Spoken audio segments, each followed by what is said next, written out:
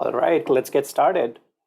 Hello, everyone. Welcome to today's webinar, What Data as a Product Is and How It Scales DataOps. We will be running a live Q&A at the end of the webinar, so please make sure to write your questions in the Q&A panel, and we'll get to them towards the end of our session. Today, we have the pleasure of hosting our guest, Kevin Petrie, Vice President of Research at Eckerson Group. Kevin is a frequent public speaker and accomplished writer. Kevin has a decade of experience in data management and analytics. He launched, built, and led a profitable data services team for EMC Pivotal in the Americas and EMEA, implementing data warehouse and data lake platforms for Fortune 2000 enterprises. More recently, he ran field training at the data integration software provider at Unity, which is now part of Click. I'm Bipin from the product marketing organization here at Nexla, and also joining us today is Billy from my team, who will show us around the data product through some very insightful demos. So let's get started. Kevin, welcome, and please take it away. All right, Bipin, thank you very much. Really excited to be here. I'm going to pull up my slides and we can talk through things. So as Bipin said, I'm VP of Research here at Eckerson Group. And I'm really excited to talk about this topic today. We've done a fair amount of research at Eckerson Group on data ops. And I'll talk more about what that is and what it's all about. But the idea is sort of a time-tested objective, which is improving the efficiency and the effectiveness of data pipelines. Organizations are at a really interesting crossroads right now. We're coming out of, I hope, we all hope, the COVID pandemic. And I think from a tech perspective, what COVID did was accelerate digital transformations in a big way, and it accelerated cloud modernization. And as a result, we're at an interesting point at which there's all kinds of data to manage. So if we look at what enterprise objectives are, they're really to, one, continue with these digital transformations, digitize a lot of the interactions with customers, digitize a lot of operations, and that throws off a whole lot of data that you need to study in order to optimize what you're doing, or else you risk falling into a sort of a drowning level of complexity. Another key objective here is data democratization. This is about empowering decision makers to feed data into the decisions that they make so that they can act and take smarter action. The third dynamic, the third imperative that enterprises have is real-time business. We all know that there's a shrinking window of opportunity in today's business environment to capitalize on an event. If an individual visits a web commerce site, there's a limited amount of time to grab their attention, give them what they need before they go to the next browser tab. If an individual walks into a store with a smartphone, there's a limited amount of time to engage them before they get distracted on that phone. So there are a lot of ways in which you need to make sense of a digital event and act on that very quickly. So these three objectives, digital transformation, data democratization, and real-time business, are all interrelated, and it's critical in order to compete and thrive in 2022 and beyond to play these to your advantage. Now, achieving these objectives is not easy. There are a lot of challenges that get in the way, and we'll talk about three in particular. The first is a challenge that's been around for decades, which is stale and siloed data sets.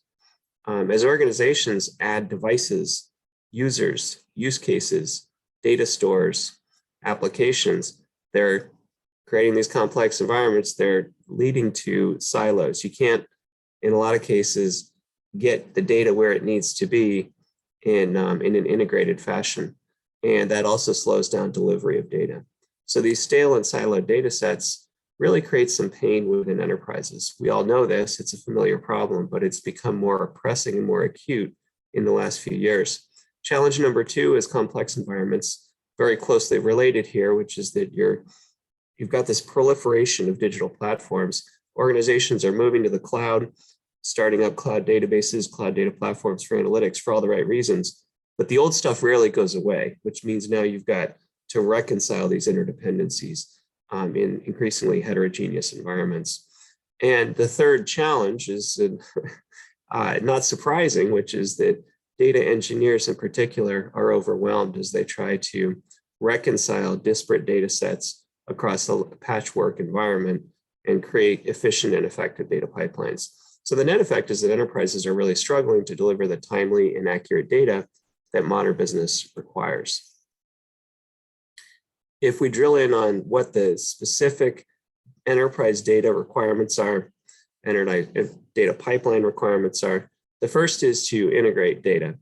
Enterprises need to combine and transform multi-source data sets into something that's usable. They need to deliver this integrated data in order to support operations and in order to support analytics.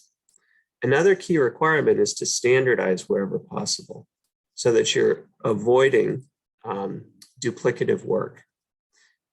This means creating and organizing views of consolidated data and applying wherever possible consistent logic, assembling consistent metadata views, and maintaining consistent and updated when needed schema to structure that data. The third big bucket of enterprise requirements is automation. As we all know, data engineers are spending a lot of time on duplicative work, on error-prone work, manual work. The more you can automate that, the better. Replacing that manual scripting with graphical commands is critical in order to support both the explosion in data supply and the explosion in data in demand for that data. So it's really all about reducing the time and the effort of managing data pipelines. The upshot is that enterprises need to integrate and standardize and automate data delivery to improve performance and quality. Not a new statement, it's been true for decades, but it's acutely pressing right now. So data as a product. I'll use the terms data as a product and data product interchangeably here. Like a lot of popular terms, it gets used in a few different contexts with slightly different meanings. What we're really talking about is a new approach that creates this modular package of pipeline logic, of metadata that describes the data, and then schema that structures it. And putting that together and offering virtual views of the physical data that's associated with to data engineers, to analysts as well. And the idea is to help data teams to create a data product, curate it, and then reuse it with no scripting. That's the essence of what we mean by data as a product. And the use cases here, if we sort of break it out by three specific roles that are feeling pain now, the data product can help the data engineer streamline data pipelines, reduce the workload associated with the data pipelines that they're managing, and improve the efficiency and the effectiveness of it. The data analyst can prepare and reuse data products. And the reuse is critical here. They can create something that's standard that their peers can use as well. And they can do all this without making a lot of requests of data engineers. And then the third bucket is the data steward, but other governance related managers as well. They can use the data product because it's more of a standard modular building block to reduce the complexity of governing data, governing how data is assembled, accessed, and consumed. Implemented well, the data product can make data engineers more productive and can enable that holy grail of self-service in a governed framework. So let's drill in a little bit on what the data product is. There are really four components here. The first is transformation logic. Transformation is a critical piece of any data pipeline. This is what prepares the data product, the data, the payload itself for consumption. So you might be merging or joining tables. You might be filtering out null values. You might be filtering out or masking PII, personally identifiable information. You might be converting things from different formats into one common format that's very usable from an analytics perspective. And this will also include validation checks to make sure that the data that is arriving on a target mirrors in terms of accuracy what was on the source. So these are all aspects of what goes into transformation. And it's not just the tasks, but it's the pipeline logic, the scripting, the code that executes that. That's going to be part of the data product. Metadata is critical here as well. So metadata is the second piece, and this is describing aspects of the data. Might be a file name, might be characteristics of that data. It might be its lineage, who touched it and when, from source to target. And all that helps you do is describe and manage and consume that data product. Third piece is the schema. This is essentially the structure of data. You're defining how columns get along with each other and relate to each other within a table. You might be defining how different aspects of a parquet file are going to relate to one another. And you're going to do this, again, to enable consumption so that whoever's consuming it, an application, a tool, an individual, they can interact with that data in a more structured way. Final point here is the view. As you might expect, the data view means that you're presenting the data to be consumed. So these are logical representations of underlying physical data. And this is critical. You know, if you can have a common physical asset, common physical set of data, but present distinct virtual views to different users, might be different combinations of columns or tables, different subsets of rows, then you can reduce the need to create a lot of duplicative data copies, which becomes hard to manage and hard to govern. So the data product, if you have these pieces, ideally can help standardize and automate what applications, users, and tools are consuming. Okay, so how does this fit into a data pipeline? As we know, a data pipeline is a data workflow. It's going to bring data, extract it from a source, transform it, deliver it to a target. And the key point is that a well-architected data product should fit into the wide range, really the full range of data pipeline scenarios. So the way we look at it is there are three different dimensions that sort of categorize data pipelines. The first is ETL versus ELT. Extract, transform, and load is ETL. ELT reverses the order on the end where you've got extraction and loading and then transformation taking place on the target. Now we talked about transformation earlier. That's a critical piece of the pipeline.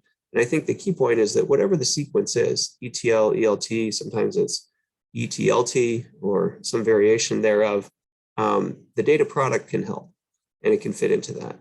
Now another dynamic here is batch versus streaming. If you have batch, you're taking data and you're copying a full set of data, let's say every hour, every week, from one source to a target, and you often end up repeatedly copying unchanged data. That gets pretty duplicative. It gets pretty inefficient. So a lot of organizations are moving to streaming, which means you're just taking these real-time incremental updates.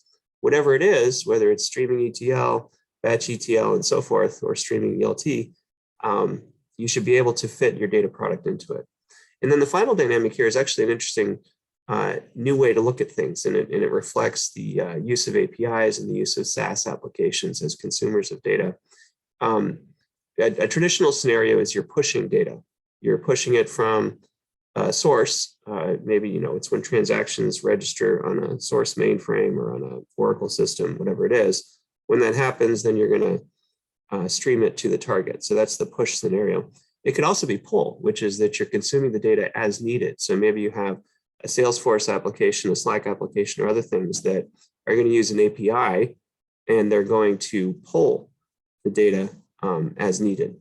And so that pull scenario could also be called data as a service. And key point is here that if you're looking at the data product, you want to be able to fit into these different scenarios, because whatever your architecture looks like today, it'll look different in a year and in 3 years, and you want to stay flexible. All these scenarios are going to help standardize and automate the delivery of data, and it can help assist analytics applications or tools, operational applications, and then embedded analytics, which kind of merges the two. You've got more and more applications that are embedding analytics into what they do. And I think that's really the wave of the future. But all these things can help bouncing through a cloud database or a cloud data platform or other types of targets support these 3 different workloads. So a lot going on the slide. Key point, if you're looking for a data product, you should try to find one that's going to fit into a wide set of architectures. All right, so let's step back a little bit here and just talk about DataOps. We've been talking about standardizing data delivery. A discipline to enable that is DataOps, which is data operations. Eckerson Group, my colleagues Wayne and Joe have done a lot of research on this. And what DataOps means is that you're helping standardizing data delivery, and you're really improving the efficiency and the effectiveness of data pipelines. And there are 4 aspects to it. The first is CI/CD, continuous integration and delivery. So this is borrowing from DevOps principles. You're frequently updating and improving in a continuous fashion the code that runs your pipelines. And you're maintaining a single source of truth for the pipeline code and also for the data. Another aspect of DataOps is orchestration. And this is where you're connecting all the data workflows, all the pipelines, and you're automating wherever you can the end-to-end journey of data. Third aspect of DataOps is testing, checking the data quality, and also checking the quality of pipeline code and the performance of it and the reliability of that pipeline code, both during the development phase and the production phase. And then the final element, monitoring, is just all this other stuff that we're talking about, which is tracking the execution, the status of data pipelines, and you're identifying and responding to issues in a timely fashion. So DataOps, like the data as a product, is going to help standardize delivery in order to improve efficiency and data quality. To talk about really the essence is that these are 2 great tastes that taste great together. DataOps is helping deliver data as a product at scale. If you make data products your single source of truth, it's going to assist everything you do with CI/CD, with continuously integrating and delivering updates. If you're building workflows to manage consumer products and consume your data products, that's going to assist with the orchestration piece. It's important that you check pipeline performance and check the quality of data products. And in all these ways, you're going to monitor the delivery of data products. So DataOps practices are really helping strengthen the delivery of data as a product. And it's a symbiotic relationship. Data as a product is going to help you achieve the overall goals of DataOps as well. It's going to help you orchestrate, test, monitor, and continuously improve your pipelines. And I guess the key point here is that you've got exploding data supply, exploding data demand. You need to scale. These things are going to help you do that. Okay, Bipin, why don't we cut over to you?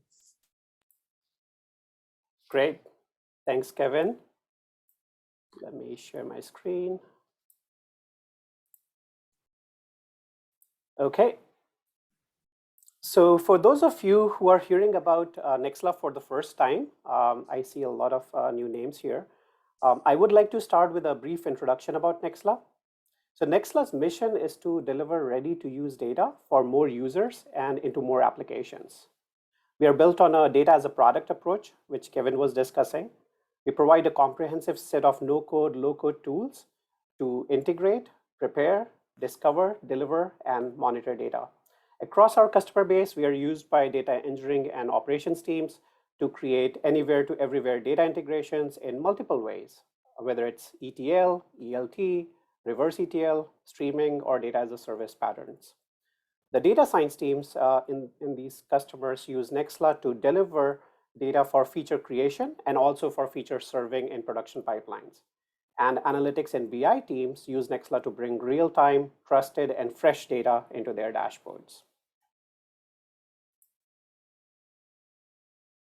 So when you think about data as a product concept, it's very powerful, right? It means something that is ready to use and brings a deep understanding about data that everyone can work with.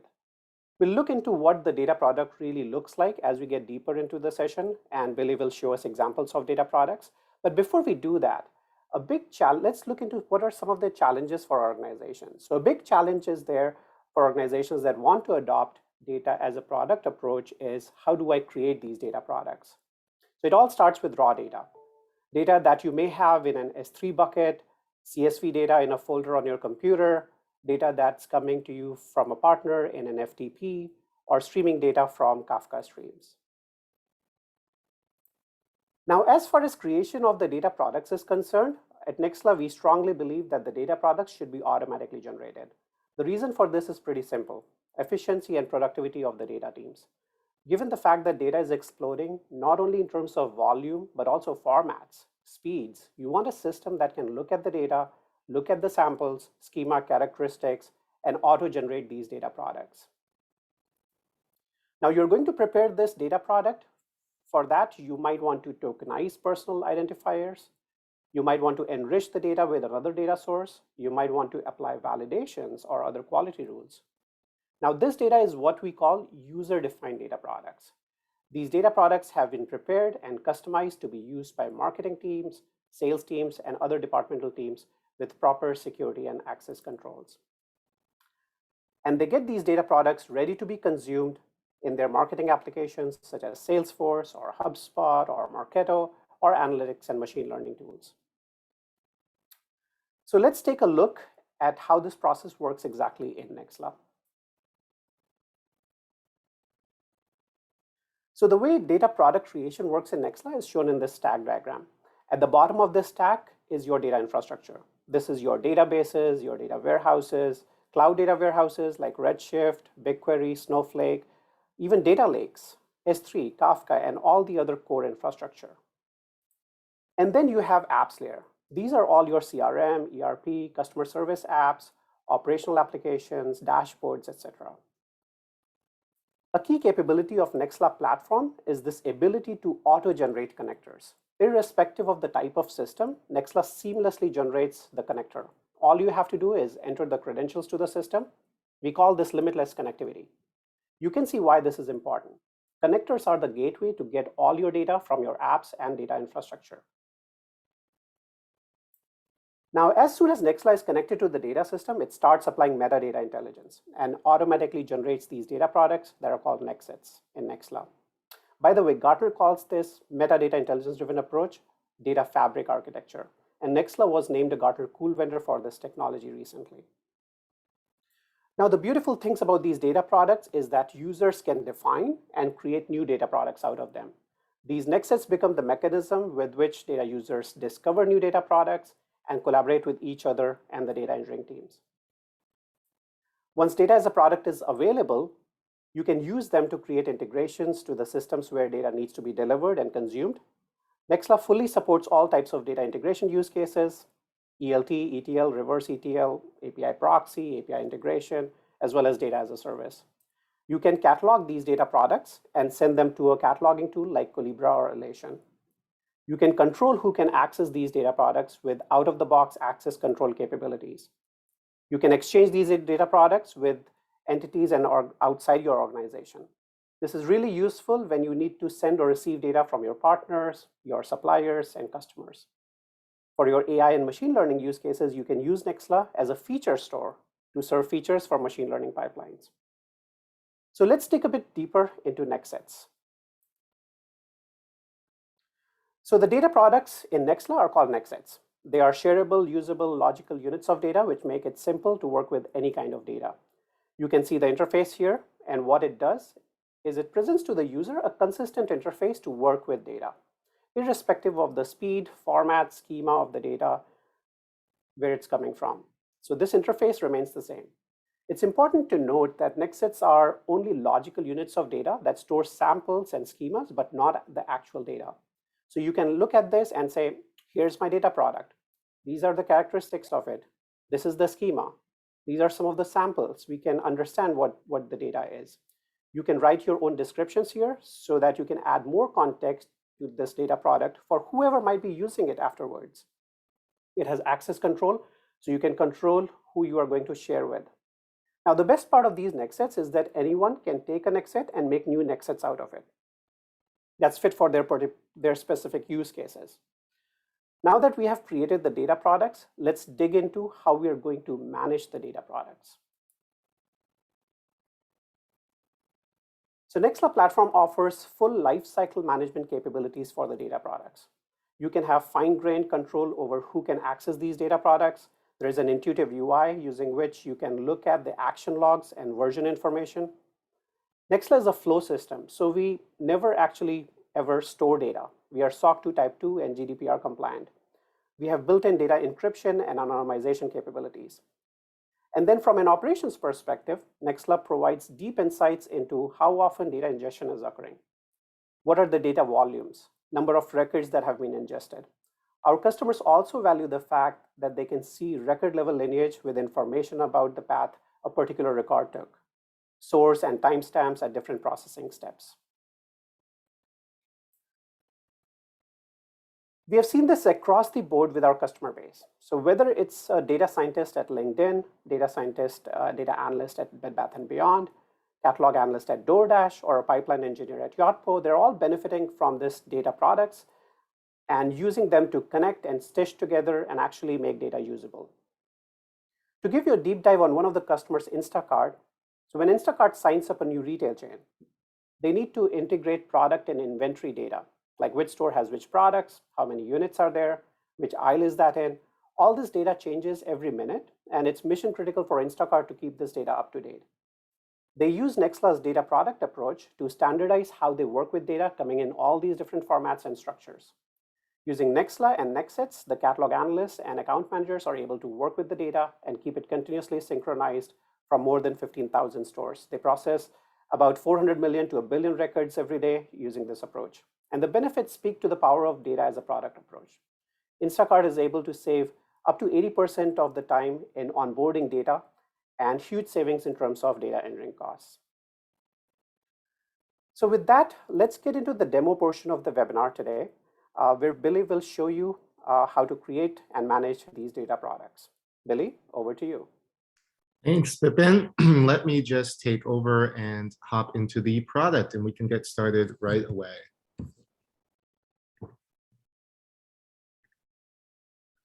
Okay, so before we get into creating a data product live and taking a look at that, let me just familiarize you with the user interface so that we feel comfortable in Nextla. So we're going to go down the left, the sidebar you see there, and let's start with the dashboard. So the dashboard is where you can see a summary of your account's total usage, read and write stats, and notifications of any alerts or errors you might have received. Flows is where you can see all of your data flows. So for example, you can see all of the flows that I previously created, manage them from this screen here. Sources is where you can connect to any source to create next sets. Next sets are where you can find all the data products, or next sets that we call them, that you own or are shared with you. Destinations is where you can create where you want to send your data. And finally, under tools, there's a bunch of other data tools such as lookups, creating reusable transforms, schema templates, and a shortcut to the Nextla Developer Center.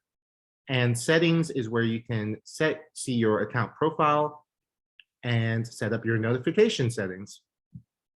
So let's get into the data products and actually create one here live as you watch. So as a first step, I'm simply going to point Nextla to my data source. So I'll go into sources and let's create a new source. So these are all of the connectors in Nextla today.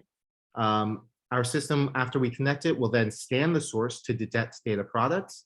And Nextla supports any source from databases, streams, events, APIs, SaaS services, even email. It's easy to add custom sources through simple no-code configurations, but for today, let's just click FTP and use a simple file source as our source. So I only have 2 steps here. First, I have to provide credentials and point Nextla to the data. And then I can create a new credential here by simply putting in my FTP information, but I have a few saved. So I'm simply going to click on this one here and click next. So the second step is to point Nextla to the data we want to use. So I can select any folder at any level and schedule how often I want Nextla to scan the file source. Notice that I don't have to worry about file format at all. Netsets handle any file format and encapsulate an understanding of the data without worrying about specific formats. So I'm going to go ahead and pick this sample data set down in this tree and click select here. I want it to read all files, and I'll leave everything else as is. So as soon as I click create, Nextla is going to scan and create the new next set in seconds to minutes. So behind the scenes, Nextla is organizing the schema, attributes, and metadata of the data to create a new next set that's ready to work with. So I can see all of my next sets and organize them in the next set screen, where this new one will be available in just a few seconds to maybe a minute. There it is. So this is the next set right before your eyes that was created from that FTP file source that you can see here from FTP. And that only took a few seconds. So let me find a next set that I worked with before. So of any next set available here, all it takes is a simple search, and we can catalog and analyze all the net sets that I've created out of the thousands in my account. So maybe let's say all I remember is there was an attribute that had the word location in it. All I have to do is click location, and then attribute name contains location, and perfect, there it is. So this is the next set that I'm looking for. And let's just take a look at what that organization actually looks like in the product. So going through these tabs here, you have an overview with this description and summary. So this immediately tells me what the data is that I'm looking at. We have schema, samples, read and write stats, validations, sharing, notifications, error management, and finally access control. So looking at the data now, I can see this is sample data from prospect transactions from December 2021. So each next set is ready to use in the tool of your choice, whether that's a database, spreadsheet, API, or email. So let's look at this next set a little bit closer. So I can see where it came from. This is a next set transformed from another next set. And we can see that under the tags here, it's part of the sales domain. So this is a sales next set from our sales team that is using it for prospect transaction data. So for more details, I can look at the entire schema and remember, yes, this is what I'm looking for: email names, transaction types, etc. And I can make sure that this was the next set that was exactly what I was looking for. I can look at any read and write statistics. And finally, any validation rules that I had set on the next set. Finally, I can see who has access to it in my organization. So one thing I noticed looking at this next set is that time of purchase is in this epoch format with just a string of numbers. So this is not very helpful to me. I can't read the date and time from this. So why don't we create a new next set quickly here that fixes that problem? So I'm going to click transform, and in the transform screen here, I can tweak and validate next sets to create exactly the new data product that I need to work with. So for this time attribute, let's go ahead and select that. And I'm just going to apply a pre-built transformation that comes with Nextla to convert this to an ISO format. So you can see here, this is a much more useful year, month, date, and time. So I can actually read it and use this next set for my work. Let's say the rest of these are fine with me for now, but here is where you can apply those hashing transformations, IP address transformation, anything you need so that this next set can be something that you can work with right away. And now whoever uses this data product can easily read the time and then has all the other information there since I passed them through. So this looks good to me. Let's save and close. And now this will create a new next set that we can rename. So maybe in the description, let's say transformed for time attributes, as I've done before, because this source that we got from Snowflake leaves it in that strange format. Now all I have to do is click done. And now we can see that new net set is a different one from the one we were with before. And I can write a new description and work with this by transforming even further or sending to destination or sharing with whoever needs it. So just like adding a source, a destination, you just select, add your credentials, and then send to destination. So being able to quickly and easily work with data products like this makes it easy for entire teams and even organizations to get exactly the data they need at any time. So you saw how quickly I was able to take a source net set, transform it to exactly what I needed for my use case and my work, and then immediately send to destination if I needed, so that I could get this net set and get back to work. So once the net sets are created, I can secure access down to an individual level, monitor data, track any errors, and even track record lineage down to single records. So that concludes our data products demo. I'm going to go ahead and pass it back to Bipin to wrap this up. Great, thanks, Billy.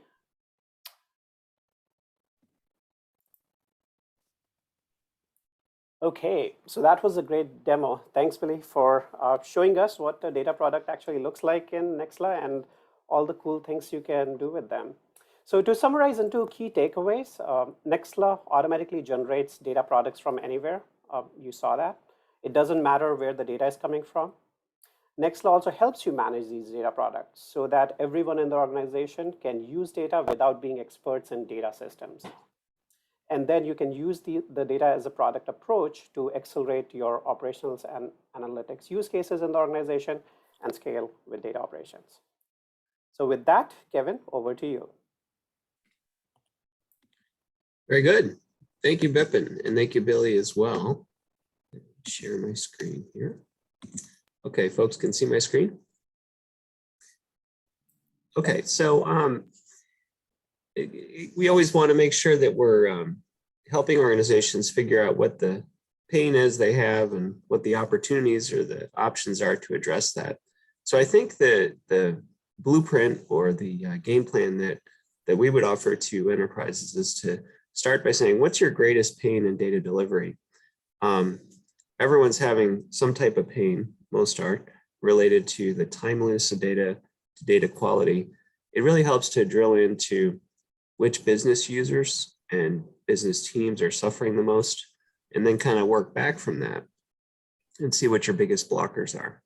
Because in many cases, it's kind of a localized point of pain, multiple, but if you can start with, okay, identifying these pipelines for this business unit and this initiative are where we need to start, because it's low-hanging fruit. If we can fix this problem, we can demonstrate success and get budget for more improvements. That's one way to sort of start to pinpoint where the pain is. And the next three questions really help assess the opportunity for standardization of data delivery. Do you have data teams that are doing duplicative work? People that are repeatedly doing the same tasks, or individuals that are doing tasks that were performed by their peer or a subordinate a month earlier, a week earlier. Most organizations have some level of manual, repetitive, and therefore error-prone work that's being repeatedly done. That's going to underscore the opportunity to really standardize and automate your data delivery. Another key point here is that most organizations have different consumers that need similar data sets, but that's not true of everyone. Some people, data scientists, need to do very specific things and to create highly tailored data sets in some cases. If you're assessing the opportunity for standardization, you want to say, this batch of consumers here, this batch of applications or data analysts, they're going off the same data sets where they should be. And that's where you're saying, okay, creating a standard data product might well work. Another thing is to assess your current level of automation. Most organizations can automate a lot more than they have. It's actually starting to know how many organizations still use predominantly scripting tools. The interesting aspect of the data engineering role is that a lot of the experts prefer scripting, but the reality is that you need to help them automate at least the basic stuff so that they're not wasting their time on tactical things. They can work on custom work with scripting, but automate everything else. You also need to empower the citizen data integrators, the data analysts who need to help themselves, and that requires automation too. So based on your answers to these questions, you can say, okay, I do have an opportunity for standardization, and it's in this specific set of pipelines related to this set of business consumers. The next question to ask is, are you applying DataOps principles today? We talked about the symbiotic relationship of data products and data ops. There's no question that establishing those 4 practices of CI/CD, of orchestration, of testing and monitoring can really help, like data as a product, standardize and automate what you're doing with your data delivery. And I encourage you to consider both paths as you do this. So as you assess how automation, how data ops and data products might improve your productivity, again, look for the low-hanging fruit. Look within your organization to figure out where there's key pain that's, you have high odds of success. If you invest in a tool, if you invest in some process changes. And then from there, once you get that beachhead of success, you can kind of build out from there. So those are some concluding thoughts. And I think I'll hand back over to Bipin, who might have some questions from the audience. I have seen stuff come in. Yeah, thanks, Kevin. We see some questions come in. So let me just get to the Q&A screen here. All right, so here's our contact information. So we'll try to go through some of the questions, but in interest of time, we might not be able to go through all of them. So we will reach out to you if we haven't answered your questions in real time. And also, please feel free to send us an email at the email addresses listed here. So the first question, maybe Kevin, you can take this if you have seen anything. So do you have any benchmarks around the benefit of data as a product? I know a lot of benefits that we see in our customer base, but in terms of benchmarks, are you aware of any studies, Kevin? It's a great question. And I actually was on the vendor side for a while, as we know. And so organizations are always looking for ways to benchmark. I don't think there's a reliable or standardized way to quantify benefits for this that would extend beyond a particular vertical. So the best bet is really to find case studies. And Bipin, I know you've got several of organizations who've gone down this path, who have a similar set of requirements. Maybe they're in their same vertical or maybe they're not. But if you hear their story and understand qualitatively what their benefits are, that's the best approach, because I don't think there's a reliable quantitative benchmark that would cut across industries. There's no sort of magic number that we could produce. Yeah, that's great, Kevin. We have several case studies from multiple industries, so please feel free to reach out to us, and we can give you examples of what we see, the benefits that we see with data as a product approach in our customer base. The other question is, can Nextla, I'm assuming Nextla, handle both delimited and fixed width files? The answer to that is yes. We have examples of both types of files regularly used by our customers. The next question is another very specific. So do you include streaming data sources as a data product? Can you handle speeds like 500 megabytes per second? And can you handle the time series data storage and the velocity of the data? So the answer is yes, we do handle. In fact, Nextla is used as a mission critical solution for companies which are handling real-time data like DoorDash, like Instacart, and these types of speeds are quite normal for us to see. Nextsets, again, if you think about Nextla is a flow system. So we have Kafka engine running underneath, so we can easily handle these types of speeds. So yeah, please reach out to us if you have a specific use case in mind. Let's see.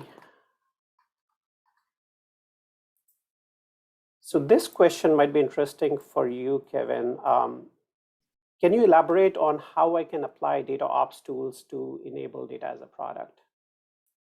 Sure. I guess the first point is that there's no silver bullet tool for data ops. It's really a discipline that can involve multiple types of tools. There are some products that address, 3 or 4 of the aspects of it. But I think critically, what you can do is if you have some automation tools that are very rigorous with monitoring of performance and monitoring of quality, that's a great way to, if you're creating data products, ensure that on an ongoing basis, those products are absorbing changing schemas from the source, absorbing new inputs or rows, and remaining accurate. So I think data quality tools in particular can, from a data ops perspective, ensure that the data product is in fact helping you standardize and improve the timeliness and the accuracy of your data. So that's just one of many examples. But I think that looking at the data quality and ongoing monitoring and observability of that is a great opportunity. That's great, Kevin. So there is another question here. Have you seen customers use data as a product strategy in financial services industry? So the answer is yes. In fact, one of our customers is a large US bank that uses data products approach in a couple of different ways, right? So first, they use it to dynamically mask and tokenize PII information from one set of data products and convert into data products that are safe for data scientists and analysts to work with. And this data is, very confidential data that's coming from operations, so that it cannot be used directly by the analytics and insights teams. So second, they also registered these data products in their data governance tool, so that whenever a data scientist finds the right data product, they request in the governance tool, Nextla detects the approval and ETLs that data in real time from wherever it is to the AWS S3 environment, where the data scientist then uses this data through a couple of lines of code in the Jupyter notebook for model creation. There is another question here, and probably this will be the last in interest of time. Are you able to take XML JSON data sets through the same type of analysis and product creation? So the answer for that is yes. So in fact, we can totally do that. So in fact, similar data across different formats, they get unified in a single data product in Nextla.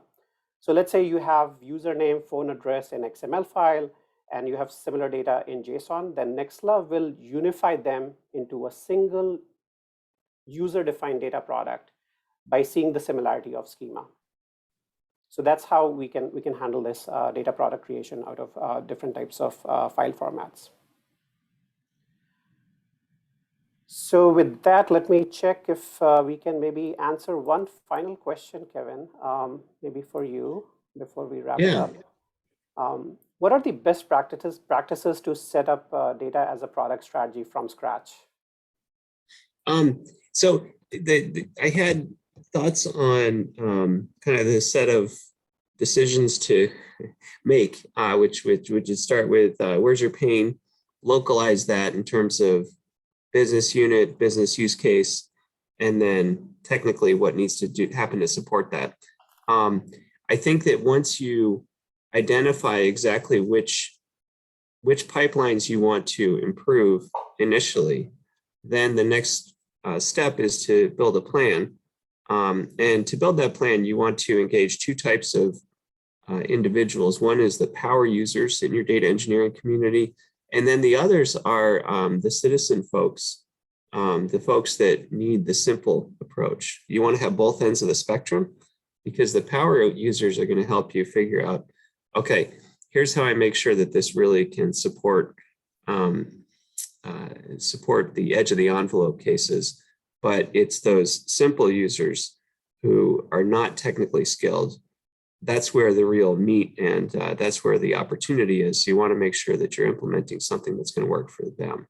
And I think by collaborating with those 2 folks on the different ends of the spectrum, there's certainly other stakeholders that need to be part of this team and everything else. But just make sure that you're addressing the range of people who are going to use these tools. So that's one thought. There are a lot of other best practices. We actually provide consulting services and work with a lot of enterprises on data integration and data ops strategies. So short answer to a very long question. Great, thanks, Kevin. So we are reaching towards the end of our webinar. Kevin, great session. Loved collaborating with you here. And great participation from the audience here. So that's it for today, folks. See you next time.